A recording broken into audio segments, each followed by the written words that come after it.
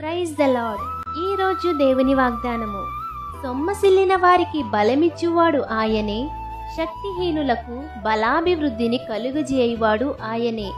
యెషయా గ్రంథము 40వ అధ్యాయము 29వ వచనము. అలసిపోయిన మన హృదయములకు బలమిస్తాడు, నీరసించిపోయిన వారికి బలాభివృద్ధిని కలుగజేస్తాడు. యెహోవా వైపు ఆశాభావంతో ఎదురు చూసేవారికి ఒక నూతనమైన బలము కలుగుతుంది. అలసిపోయిన మన హృదయములకు బలమిస్తాడు, నీరసించిపోయిన వారికి బలాభివృద్ధిని కలుగజేస్తాడు.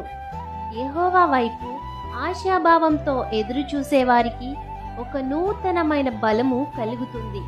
యెహోవా కొరకు ఎదురు చూసేవారిగా మీరుంటారని ఆశిస్తూ ఈ దిన వాగ్దానం మీ అందరి జీవితంలో నెరవేరాలని కోరుకుంటూ దేవుని సువార్త పరిచర్యలో మీ సహోదరి.